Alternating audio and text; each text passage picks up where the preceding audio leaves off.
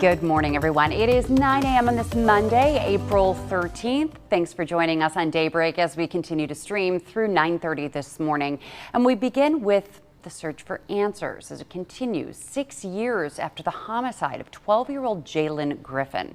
He went missing in August of 2020 in Buffalo, and his body was found in an attic 4 years later. And now 2 years after that grim discovery, Crime Stoppers Western New York is once again asking for the public's help in solving his murder. And now there's a renewed push to find whoever is responsible for his death. Turn your side's Nate Mills, who's following the latest developments for us this morning. Jaylen Griffin was last seen in August of 2020 leaving a store near his home near Broadway Market. His family and community searched for him until April 12, 2024, this day 2 years ago. His body was found in the attic of a home on Sheffield Avenue in South Buffalo, and police ruled it a homicide. We don't need memory of Jaylen Griffin. We need justice for Jaylen Griffin. Crime Stoppers WNY reissued its reward poster this week, but Pastor Tim Newkirk of GYC Ministries says $7,500 isn't enough to shake loose what he believes someone behind bars already knows. I'm requesting $25,000 to be put on that Crime Stopper board because people are not going to talk and they're not going to have any recollect of something that took place in 2020, now in 2026 without an incentive. And that kind of money will raise people's eyebrows. And it not only to do that, but it will ring an alarm in prison. Jaylen's mother passed away before his body was ever found. His grandmother died just weeks ago, and his father, Brian, is still fighting, and Pastor Newkirk says the family deserves more than what they've been given. I believe the city of Buffalo, the police department, owe him an apology. Whatever happens at some point in time with the new commissioner, maybe they might open up and give him a public apology, because when Jaylen was found on this day, the press release and the press conference that was held, given the information of Jaylen Griffin, was missing one main person, and that was the father. He was not there. He didn't know anything about that. They discovered a body that the dental records proved that it was Jaylen. He learned from his sister by watching on radio. On your side, Nate Mills, Channel 2 News. And if you do have any information about the death of Jaylen Griffin, you can call Crime Stoppers anonymously at 716-867-6161. Turning now to the latest on tensions with Iran, and the U.S. is getting ready to blockade vessels tied to Iranian ports after peace talks failed. And Daybreak's Rob Hackford is following the latest developments and how this could impact global markets and all of us. Rob? Yeah, Melissa, the U.S. military says it will blockade Iranian ports starting at 10 a.m. Eastern. We have not seen any change from that information that was presented last night. This would prevent those vessels from leaving the Strait of Hormuz, through which 20% of the world's oil supply is transported. Again, this comes after those ceasefire talks over the weekend ended without an agreement to end the war. Vice President J.D. Vance involved with those talks in Pakistan, saying Iran chose not to accept the United States terms. President Trump has said the U.S. Navy will stop ships from entering or leaving the strait, limiting Iran and several other countries' crude oil shipments, and meaning that the global supply will be less for the time being. The president saying the mission will maximize pressure on Iran and anyone paying them for safe passage through the strait. It'll also involve clearing any Iranian mines. The Iranian military has since threatened that no port in the region will be safe if the U.S. carries out this blockade. But the simple question is, do we see a fundamental commitment of will for the Iranians not to develop a nuclear weapon, not just now, not just 2 years from now, but for the long term? We haven't seen that yet. We hope that we will. Oh, I don't know. I don't care if they come back or not. If they don't come back, I'm fine. Their military is gone. Their missiles are largely depleted. The manufacturing capability for missiles and drones is largely defeated. The United Kingdom has said it will not be supporting the U.S. blockade, while France confirms it is in multinational talks to assist. Oil prices rose in early market trading this morning. The price of U.S. crude rising 8% to $104.24 a barrel, and the international standard rose 7% to $102.29. The AAA says the average price for a gallon of gas in Buffalo is also up $4.16 a gallon right now, up 16 cents in a week. Batavia, it's $4.13. Melissa? Yeah, we've been tracking these gas prices for a while now, Rob, and before the war started, just 2 days before in late February, prices were $2.98 a gallon, and so already seeing them at $4.16. And the fear is they could surge to $5 a gallon, something that we just haven't seen around here. Yeah, and Melissa, while the U.S. gets most of its oil from Canada or does a lot of its own drilling, this impact will be felt around the world. You get a decrease in global supply and prices are going to go up. That's a rule of supply and demand there. We'll continue to track this and see if these actions continue. Again, we're about an hour away from when this blockade is set to start. If negotiations may have happened overnight that may be changing that, we have not heard that from the president or a central command at this point. We'll all be watching closely, and of course we'll have the latest on Channel 2 News midday at 11 a.m. Rob, thank you. Well, the calls for justice surrounding the death of a Buffalo refugee continue. Protesters gathered outside the Batavia Detention Center over the weekend. The Handmaid Army of New York held a memorial action ceremony demanding accountability for the death of Nurul Amin Shah Alam back in February. As you know, the nearly blind refugee was dropped off at a closed Tim Hortons without proper footwear by Border Patrol agents after his release from the Erie County Holding Center. He died several days later, and the medical examiner's office ruled his death a homicide.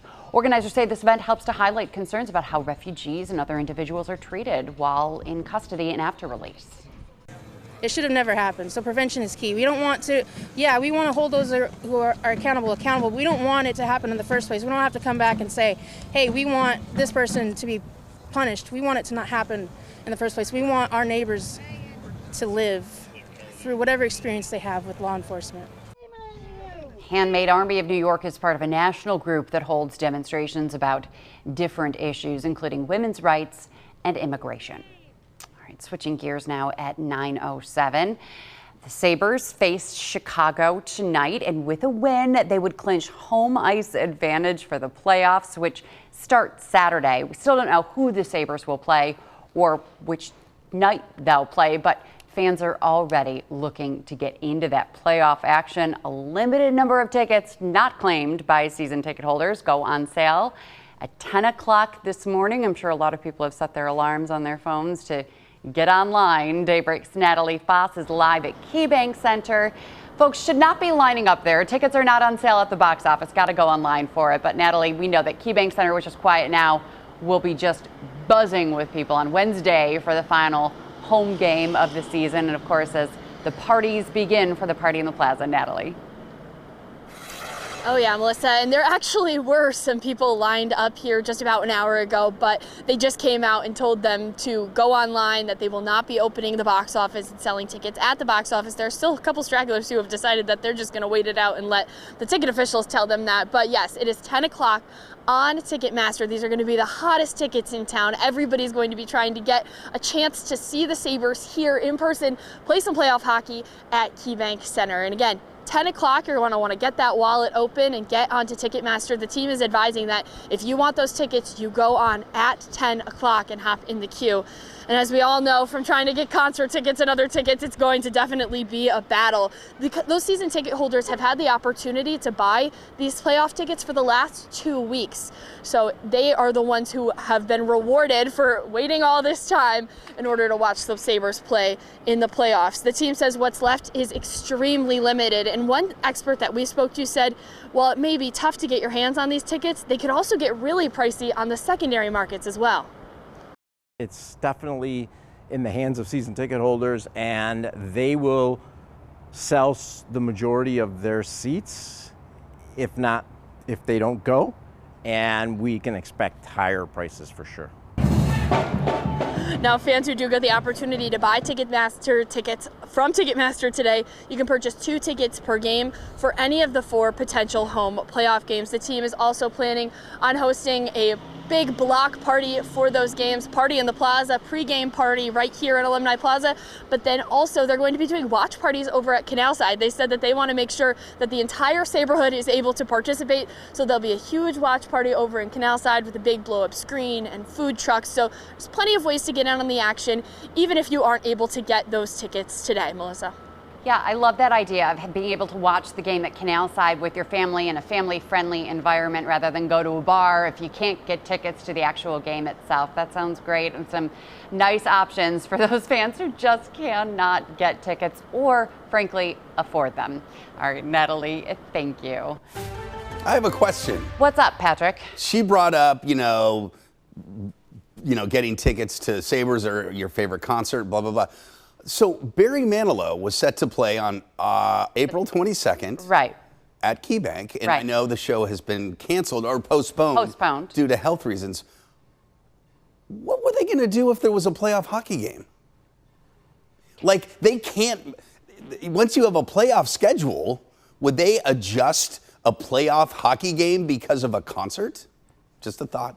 That's a really good question. I mean, because it's, the NHL is not going to go, well, let's just say we're playing Boston. Let's start in Boston because there's a Barry Manilow concert in Buffalo. So, I mean, of course, they wouldn't adjust home ice versus away. I'm just wondering. Well, also, I mean, think about the Bandits. They're going into playoff season. So how do you share KeyBank Center with the Bandits and the Sabres at the same time? It's very fascinating. We haven't talked about this in a long time, so I know. Really don't know. Thinking back when Barry Manilow was planning his tour, I don't think Sabres playoffs were in anybody's thoughts. No, right. We were all at the Copacabana just hanging out. Yeah, well, it looks like he's not going to make it on the 22nd. We hope his health is better. We understand it's for health reasons, doctor's orders apparently. So we hope the best for him and look forward to his return. All right, there we go. We'll have to find out the answers. All right, showers, windy weather this morning, scattered thunderstorms, some strong tomorrow. And as we head towards midweek, more rain chances Wednesday, Thursday. We should dry out on Friday if everything keeps with the current timing and thinking. We have one more batch of showers. I was just up on the roof, and it was some light rain, but the wind was blowing it around, so it felt heavier. But there it is. You can see this rain will probably be through at around 10 o'clock as we expected. That's when the showers should pretty much come to an end. Future look takes that rain east. We are left with mainly dry weather this afternoon outside of a couple of thunder showers. Olean to Wellsville could see a few thunder showers today. Elsewhere, it should remain dry. In fact, the skies may even partially clear a little bit this afternoon. Then tomorrow morning, we wake up to a round of showers and thunderstorms, and then perhaps a second line coming through. This second line is not a sure thing because sometimes morning rain or cloudiness can keep the afternoon clouds or thunderstorms away. Not always, not every time, but that's one scenario we have to consider. But let's go at this point with a chance of showers and thunderstorms for tomorrow, okay? And again, a severe risk is there, a small one at that, but still. Wednesday, some showers and thunderstorms continuing. Future look is keeping Wednesday a lot drier than some of the other guidance we're looking at. So we'll have to see how this pans out. But we're going to go with a chance of showers tomorrow, Wednesday, and Thursday. High temperatures today, mid to upper 60s. Jamestown 71, Gowanda 71. Tomorrow, East Aurora joins the 71 club. Warsaw as well. We're going to see mild air with the scattered showers and thunderstorms. So, as I mentioned, here is another depiction of Wednesday that's a little wetter using this outlook. That passes off to the east, the rain chances, and then more rain chances, it looks like, on Thursday. As a flow of moisture comes from the southwest, a front kind of straddles New York, and as a result, we're going to be knee-deep in clouds and showers, it looks like, for the next couple of days, off and on, certainly. All right, in terms of rainfall totals, all of that will bring us an inch or two of rain, 2 to 3 inches potentially for Chautauqua County. Showers mainly this morning. It will be breezy to windy. Temperatures in the mid to upper 60s, mostly cloudy tonight down to 54. And then for tomorrow, scattered thunder showers. Some could be strong. 7-day forecast. We've got the showers on Wednesday, Thursday, of scattering of showers again with some thunderstorms. Dry weather on Friday. Saturday looks really nice. In terms of the temperature, we'll go partly sunny to mostly cloudy on Saturday, but it should stay dry until Saturday night into Sunday morning. Well, we can't get too specific with the rain timing. Saturday night into Sunday. But you get the idea. It's going to be cooler on Sunday with those rain showers, Melissa. Yes, Saturday looks like a winner. It does. Winner, winner, chicken dinner. It looks good. We'll take it. All right, Yeah. Very good. Thank you. Well, stay with us. Coming up after the break, we will talk, what are we talking about? We are going to talk Scotty Bowman Classic. Oh, we'll also talk Masters, and we'll talk about a couple that is celebrating their 100th birthday and 80th wedding anniversary, a story you won't want to miss. Stay with us. I always love it when golf majors are close. You don't want to run away, you know? Right. And that's what yesterday was.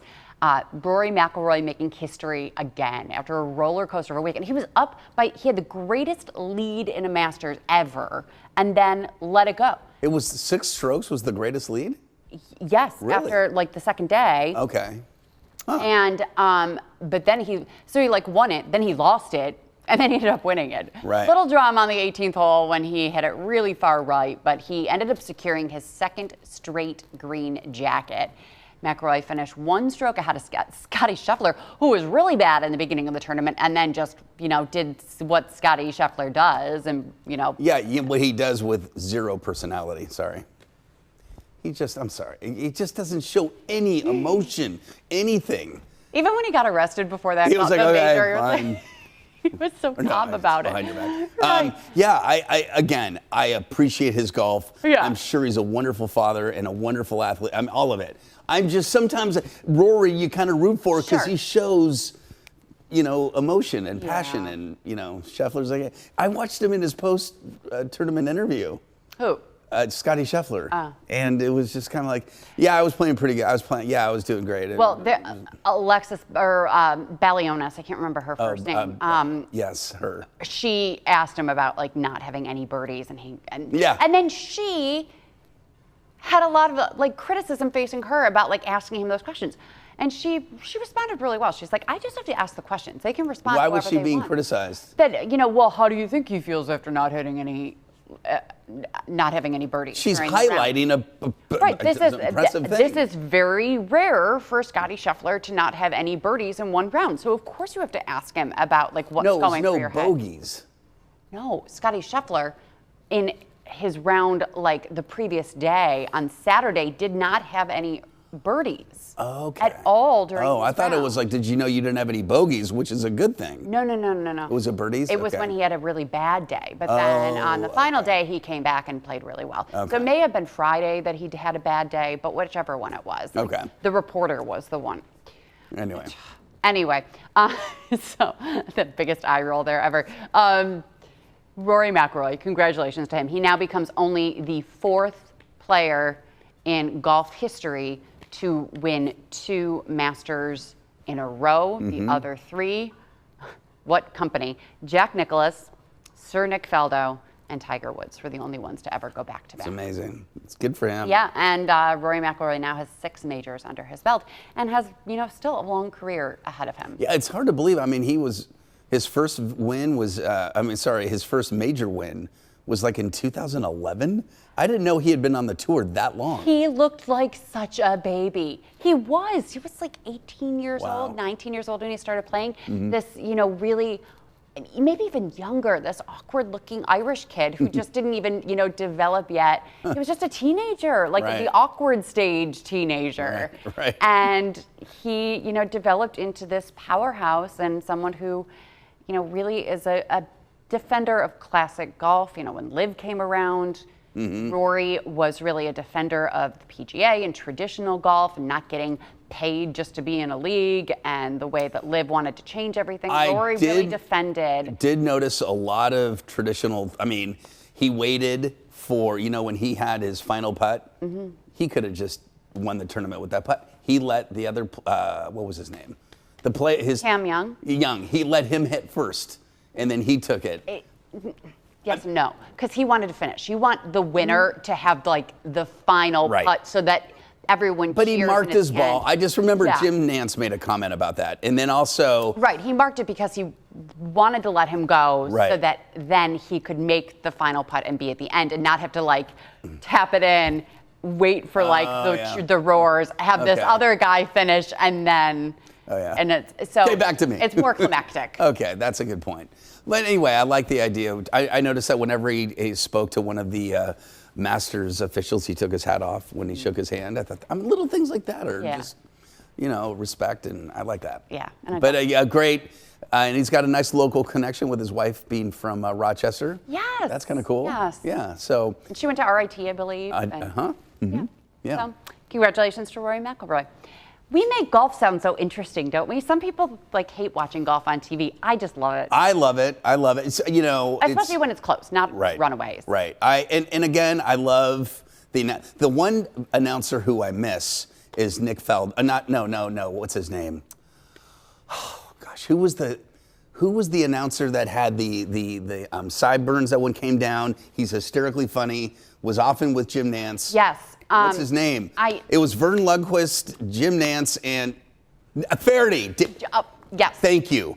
He's the funniest person alive, especially without trying to be funny. Right. He is just hysterical. Anyway. He had a great show too. Yeah. Yeah. Faraday was awesome. Anyway, he had the Faraday. It was just called Faraday. Mm-hmm. Anyway, it was also fun. I just love listening to Jim Nance. And Jim Nance. He just knows when to pause, when to talk, when to let it go, when to. He's just the best. Did I ever tell you I met him on a golf course? Yeah, and didn't he say your son's name or something? So it was years ago. It was during COVID, and Elliot was playing a golf tournament at the country club in Cleveland. And this is Jim Nance's home course. And he was there with his son, who was very, very young, around, even younger than Elliot was at the time. And so we started talking to him about U.S. Kids Golf, which is the tournament that Elliot competes in, and why we were there. And he got a nice picture with Elliot and signed a ball. It couldn't have been nicer. Had no idea who we were, but couldn't have been nicer. And then years later, he ran into Elliot's dad, to Jay, in an elevator at an NFL game and said to Jay, "How's Elliot doing?" Come on. Seriously. That's amazing. Jay must have been like, excuse me. Right. Not only, I remember meeting you and your son on the golf course, or pretending to, but actually specifically said, "How is Elliot doing? My son wanted to golf after watching Elliot and playing with him on the driving range." So Elliot was the inspiration to Jim Nance's son's golf journey. Oh my gosh. That's what Jim Nance says. That's amazing. That's story. amazing. He's known to be a very nice guy. You know his assistant. I do know his assistant, known him a long time. I once met Jim Nance too. Did not have a story like that. But he's known when he goes to Pebble Beach, because he lives right above Pebble Beach. He goes and he says, when he goes into for lunch, he says hello to the entire staff. He's just there's nothing off-putting about him, right? Right. I mean, he's lovely on TV, and to hear that he's lovely off TV also is really great to hear. Exactly. Okay. We'll be right back with something else in the show. I don't know what we're going to talk about next. Stay with us. Just got a few minutes left in the show, and we want to leave you with this amazing story. This couple in Williamsville, George and Corrine Klein, are both turning 100 years old this month. Their birthdays are just a day apart. They're also in September going to be celebrating 80 years of marriage. Family and friends gathered yesterday to have a little birthday party. Longevity runs in their families. Corrine's mother lived to be 102. George's grandfather reached 103, and they shared their story about their love story with us. Oh, she was the most beautiful girl in the class. Corrine, what do you think about that? Well, he was such a nice-looking fellow and so kind. I just knew I wanted him. And I'm glad I did. And I'm glad we made it to this age. Look at them. Wow. Look at these pictures. So he went away to war in World War II. She waited for him to come home. They got married right afterwards. He never got his medals from World War II. So yesterday he was presented with the medals, and he started sobbing as soon as he got them. And then Congressman Tim Kennedy also had a congressional declaration for him that they read to him at the party. They met at Bishop Neumann High School, which doesn't exist anymore. My mother went to Bishop Neumann. He said he went to Bishop Neumann because he started at Canisius, all-boys school, didn't like that there weren't any girls, so he went to the Catholic school that was co-ed here in Western New York. He met Corrine as soon as he went there, their sophomore year. They were high school sweethearts and have been together ever since. Love Can that you story. imagine? And they asked what's the secret to 80 years of marriage, and he said, yes dear, yes dear, yes dear. Just 100%. That's, if we all could live by that, every marriage would be And then lifelong. she answered, I allowed him to say yes dear. And they held hands the entire interview. Just, I love it so It's much. amazing. It's And what's their they've got a couple kids, they had grandkids? 4 boys and 5 grandkids and 5 great grandkids, Okay. I believe. Okay. Just beautiful. And That's so, awesome. yeah, in September will be 80 years of marriage. And we hope we can be Is there there for a- that anniversary What party. anniversary is I that? don't know. Because the diamond is the 50, right? What's 75? Platinum? 80 is just, God Is bless you. I don't know. What is maybe it's like a moon rock. We'll figure it out. We'll let you know tomorrow. Moon rock. Bye, everybody.